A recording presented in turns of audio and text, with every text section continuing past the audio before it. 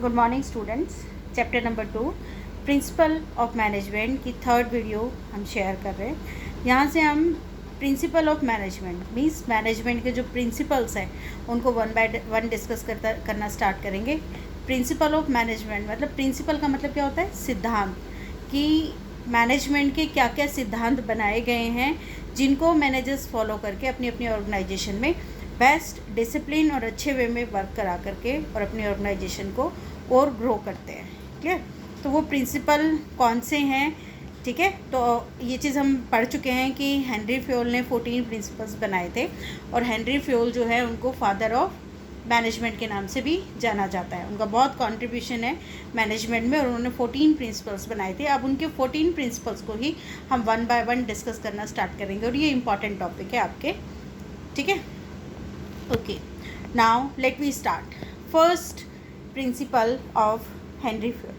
Henry Fayol का जो पहला प्रिंसिपल था जो उसने बनाया, that is called division of work. Means Henry Fayol ने क्या कहा कि जो ऑर्गेनाइजेशन में जो काम किया जाता है, ठीक है, हेनरी फ्योल जो बोल रहा है कि अकॉर्डिंग टू दिस प्रिंसिपल कि the whole work must be divided into small task. Small task means कि जो पूरा काम होता है किसी भी ऑर्गेनाइजेशन का, उसे छोटे छोटे टास्क मतलब छोटे छोटे पार्ट्स में डिवाइड करके और लोगों को वर्कर्स में डिवाइड करना होता है। मतलब कि कहने का कि जो पूरा काम होता है ऑर्गेनाइजेशन का, किसी एक ही व्यक्ति के ऊपर सारा ना डाल करके, किसी एक ही वर्कर के ऊपर सारा ना डाल के, उसको छोटे छोटे पार्ट्स में डिवाइड कर देना है सबसे पहले काम को, और उनको अलग अलग वर्कर के पास में दे देना है। ठीक है, मतलब सबसे पहले काम कि डिवीज़न ऑफ वर्क, ऑर्गेनाइजेशन का जो काम है उनको पहले डिवाइड करना है। डिवाइड करके डिफरेंट डिफरेंट पर्सन को उनकी कैपेबिलिटी या उनकी बोला जाए तो उनकी जो काम करने की किस चीज़ में वो एफर्ट है, परफेक्ट है सॉरी, तो उस काम को उनके अकॉर्डिंग उसको देना है। कोई जो है वो वर्कर जो है वो क्या नाम है, मतलब प्रोडक्शन में ज़्यादा बेस्ट है, कोई परचेजिंग में ज़्यादा, कोई फाइनेंस में ज़्यादा। तो कहने का मतलब कि जो पूरा होल वर्क होता है ना ऑर्गेनाइजेशन का, सारा एक ही व्यक्ति को ना दे करके उस काम को छोटे छोटे पार्ट्स में डिवाइड कर देना है और हर एक पर्सन को जितनी उसके अंदर काबिलियत है या उसमें कैपेबिलिटी है, according to their capability and qualification and experience of the person. ठीक है, पहले देखना है कि उसकी कैपेबिलिटी, उसकी क्वालिफिकेशन एंड उसके एक्सपीरियंस के अकॉर्डिंग उस काम को डिस्ट्रीब्यूट करना है डिफरेंट डिफरेंट पर्सन के अंदर। Clear? When a person is performing A part of job again and again he will perfect become a perfect. अच्छा, क्या फ़ायदे होते हैं? बोला कि डिवीज़न ऑफ वर्क किस लिए बोला उसने, कि उसका कहने का मतलब क्या है कि जब एक काम को डिफरेंट पार्ट्स में डिवाइड कर दिया जाता है और कैपेबिलिटी के हिसाब से जब हम वर्कर को वो काम डिवाइड कर देते हैं, तो डिवाइड करने के बाद में जो जिस चीज़ में बेस्ट होता है उसको वही काम दिया जाता है। और ईयर आफ्टर ईयर जब एक ही काम को कोई भी बार बार करना स्टार्ट कर देता है तो उसमें कहीं ना कहीं एफिशिएंसी आ जाती है। ठीक है, स्पेशलाइजेशन उसके अंदर आ जाता है। एक ही काम को बार बार हम करते जा रहे हैं तो उस काम में कहीं ना कहीं हम बहुत ज़्यादा एक्सपर्ट हो जाते हैं। ठीक है, तो उनके अंदर परफेक्शन आना शुरू हो जाता है, स्पेशलाइजेशन आना शुरू हो जाती है। क्लियर? तो फ्योल ने क्या कहा है कि फ्योल ने ये कहा है कि ओनली ये काम सिर्फ जो डिवाइड ऑफ वर्क जो है वो सिर्फ फैक्ट्री के लिए नहीं है, मैनेजरियल लेवल पे भी है, टेक्निकल लेवल पे भी है, हर जगह पर सबसे पहला स्टेप ये होना चाहिए ऑर्गेनाइजेशन में कि वर्क को डिवाइड करना है। वर्क को डिवाइड करके जो जिस काम के लायक है, क्वालिफिकेशन और उसकी नॉलेज के हिसाब से उस पर्सन को वो वाला काम देना है। ठीक है, इससे क्या फ़ायदे होते हैं कि उनके अंदर स्पेशलाइजेशन और परफेक्शन आना स्टार्ट हो जाता है वर्कर के अंदर, year after year same type के क्वेश्चन, सेम टाइप का टास्क करने पे। क्लियर? फॉर एग्जांपल इसके हम ले सकते हैं जैसे बैंक, इसकी वन बाय वन मैं डिस्कस करूँगी अभी। जैसे एक बैंक का एग्जांपल ले सकते हैं कि आप बैंक में जाते हैं तो बैंक में आप देखते हैं कि अलग अलग काउंटर बने होते हैं बैंक के अंदर। ठीक है, कोई बैंक के अंदर क्या कर रहा होता है, कैश डिपॉजिट रिसीविंग का काम कर रहा होता है, कोई कैश गिविंग का काम कर रहा होता है। ठीक है, कोई जनरल एंट्री कर रहा होता है, जो भी आप रिकॉर्डिंग का है एंट्री का काम कोई कर रहा होता है। तो डिफरेंट डिफरेंट पर्सन जो है डिफरेंट डिफरेंट वर्क में लगे होते हैं, इसीलिए बैंक का काम बहुत एफिशिएंसी के साथ चलता है और परफेक्शन के साथ में होता है हमेशा। ठीक है, तो पहला प्रिंसिपल फ्योल का है डिवीज़न ऑफ वर्क। क्लियर? इसको हम पॉइंट्स में देखें तो डिवीज़न ऑफ वर्क के लिए वो क्या बोला उसने कि फर्स्ट पॉइंट तो divided the work in smaller unit. इसके क्या स्टेप्स हैं? सबसे पहले तो काम को छोटे छोटे यूनिट्स में डिवाइड कर देना है। Clear?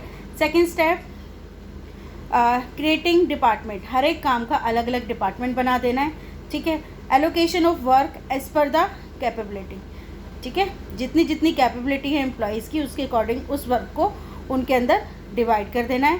Base of functional form and technique, base ये आगे आप पढ़ेंगे भी आगे, फंक्शनल फॉर्म एंड टेक्निक उनके ऊपर हेड ऑफ द डिपार्टमेंट बना दिया जाता है जो उनके वर्क को देखता रहता है। बेस ऑफ डेलीगेशन, ये सब आप आगे पढ़ेंगे, क्लियर। तो कहने का मतलब डिवीज़न ऑफ वर्क क्या था, ये पहला स्टेप है, या पहला हम बात करें तो पहला प्रिंसिपल है, फ्योल ने बनाया है, क्लियर। अब बात आती है कि इसके कुछ पॉजिटिव इफ़ेक्ट्स भी हैं। तो कौन कौन से पॉजिटिव इफ़ेक्ट्स होते हैं, देखो बेटा, डिवीज़न ऑफ वर्क का सबसे पहला पॉजिटिव इफ़ेक्ट क्या होता है कि स्पेशलाइजेशन आ जाता है। स्पेशलाइजेशन का मतलब कि जब हम किसी भी एक काम को बार बार करते हैं तो उस काम को करने में हमारे अंदर एक परफेक्शन आ जाता है कि हम उसको और बेहतर तरीके से कर सकते हैं, ठीक है। जैसे कि अगर हम बात करें कि किसी टीचिंग लाइन में ही बात करते हैं कि कोई एक टीचर जो अभी अपनी डिग्रीज़ कंप्लीट करने के बाद में उसने जॉब करना स्टार्ट किया, एक वो टीचर और कंपैरेटिव टू वो टीचर जो 10 साल का एक्सपीरियंस लिए हुए, तो दोनों में फ़र्क होता है, ठीक है।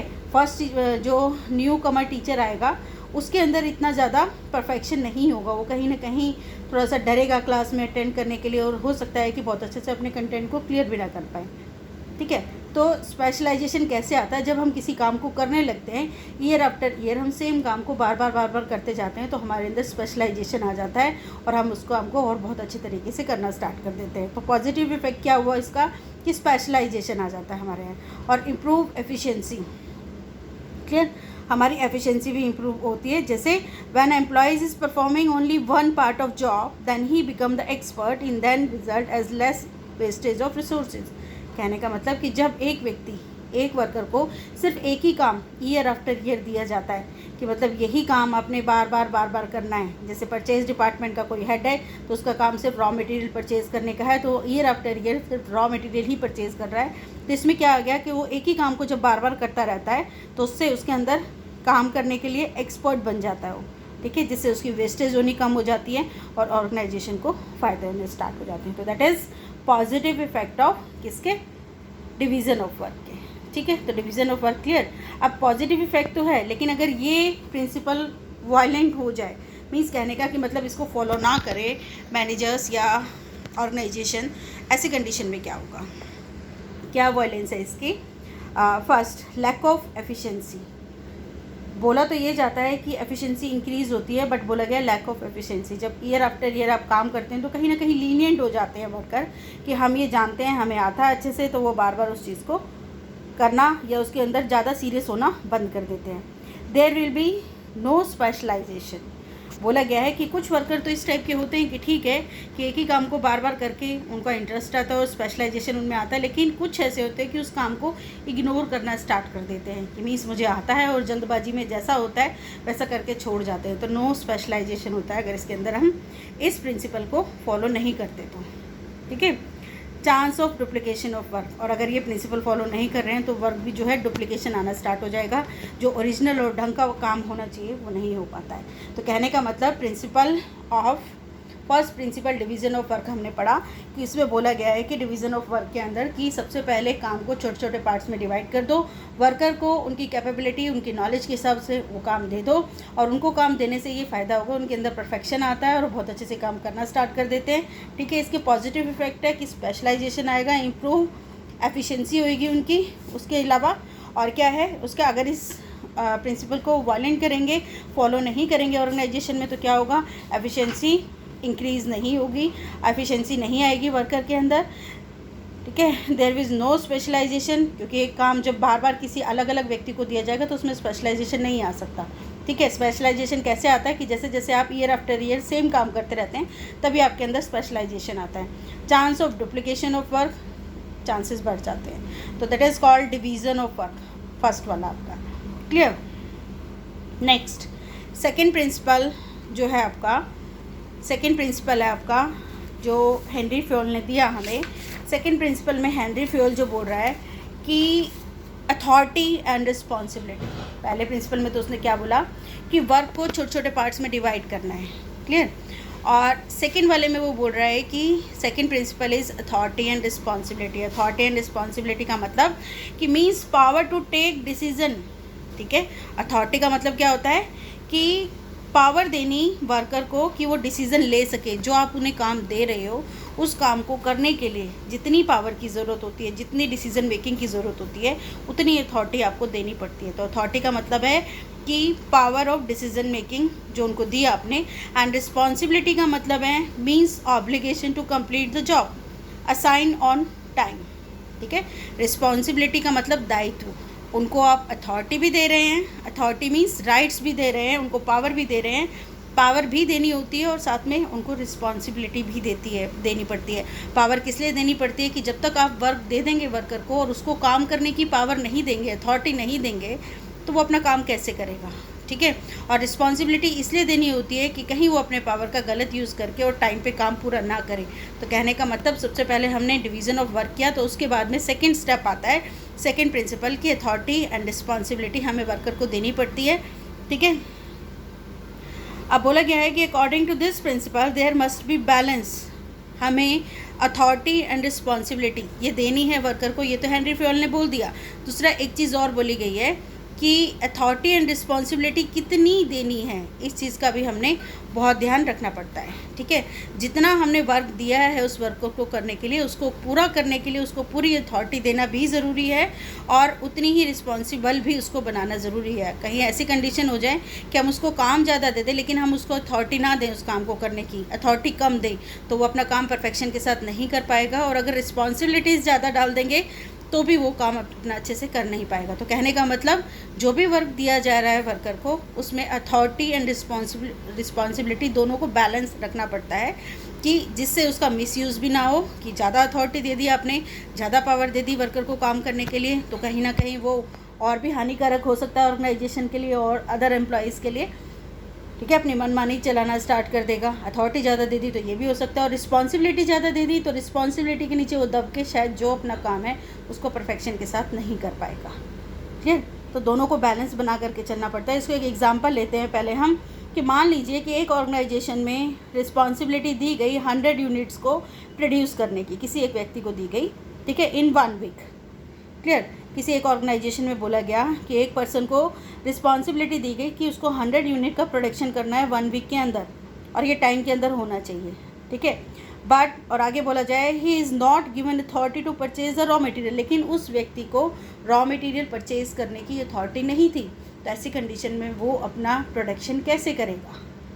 ठीक है, तो वही चीज़ बोली गई है इसके अंदर कि if there is no raw material available in the store room as a result could not be complete the target of the production 100 unit on time। इसीलिए वर्कर जो है कभी भी काम ऐसा पूरा कंप्लीट नहीं कर पाएगा। तो worker can not be blame for not completing on time.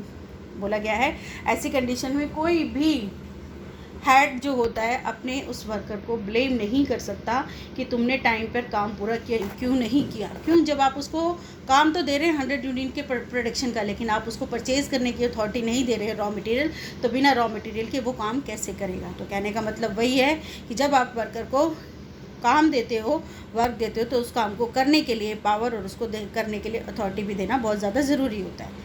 Clear, 3 points है इसके। कैसे, match parity and equality of balance of authority and responsibility, मतलब जो अथॉरिटी एंड रिस्पॉन्सिबिलिटी देते हैं उनको बैलेंस होना ज़रूरी है, उनको बैलेंस करके देना ज़रूरी होता है वर्कर को। ज़्यादा ना अथॉरिटी होनी चाहिए ना ज़्यादा रिस्पॉन्सिबिलिटी होनी चाहिए, दोनों बैलेंस होने चाहिए, इक्वल होना चाहिए। Allocation of authority as per the work assign to the individual, authority कितनी देनी चाहिए, जितना उसको काम दिया गया उस काम को करने की पूरी छूट से देनी चाहिए, लेकिन बहुत ज़्यादा भी नहीं। Giving authority matching to target और रिस्पॉन्सिबिलिटी ऑफ एम्प्लॉयज़। ठीक है, उसको अथॉरिटी जितनी दी गई उसी के अकॉर्डिंग ही उसको रिस्पॉन्सिबिलिटी भी एम्प्लॉयज़ को देनी चाहिए। तो ये तो था आपका अथॉरिटी एंड रिस्पॉन्सिबिलिटी, इसका प्रिंसिपल। अब इसके पॉजिटिव इफेक्ट क्या आते हैं। ठीक है, no misuse of authority, जब आपने पावर दी हुई है वर्कर को और उतनी ही दी हुई है जितने की ज़रूरत थी, जितना उसका काम है, तो उस पावर का वो गलत यूज़ नहीं कर सकता। ठीक है, help in meeting responsibility of time without delay. ठीक है, इससे क्या होता है कि वो अपनी रिस्पॉन्सिबिलिटी जो उसको दी गई है वो भी अपने टाइम पे करना स्टार्ट कर देता है और जिससे कि उसका काम भी डिले नहीं होता है। अगर इस प्रिंसिपल को वायलेंस करे या इसको फॉलो ना करे तो इसके क्या इफ़ेक्ट पड़ेंगे ऑर्गेनाइजेशन में, कि जो काम दिया गया है वर्कर को, अब काम तो दे दिया, कब तक करना है, हमने उसको कोई रिस्पॉन्सिबिलिटी दी ही नहीं, तो डिले ऑफ वर्क हो सकता है। टू लेस अथॉरिटी, हम उसको अथॉरिटी नहीं दे रहे हैं तो काम डिले हो सकता है। Misuse of authority due to excess authority, अगर हम उसको एक्सेस अथॉरिटी दे रहे हैं तो वो उसका मिसयूज़ भी कर सकता है, और अगर रिस्पॉन्सिबिलिटी ज़्यादा दे रहे हैं तो ओवरबर्डन होने की वजह से वो एम्प्लॉयज़ काम भी नहीं कर पाता। That is called division of work. ठीक है, 2 प्रिंसिपल इस बार इसमें वीडियो में हमने शेयर कर लिए। First is division of work. Division of work के पॉजिटिव इफेक्ट भी हमने पढ़ लिए, और अगर ये डिवीज़न ऑफ वर्क फॉलो नहीं हो रहा है तो इसके वायलेंट क्या हो सकते हैं, वायलेशन क्या हो सकती हैं, ये भी हमने पढ़ लिया। दूसरा प्रिंसिपल हमने पढ़ा अभी अथॉरिटी एंड रिस्पॉन्सिबिलिटी क्या होता है, इसके पॉजिटिव इफेक्ट भी पढ़ लिए हमने, और इसके वायलेंस भी पढ़ लिए अगर इसका इस्तेमाल नहीं हो रहा है तो। ठीक है बेटा।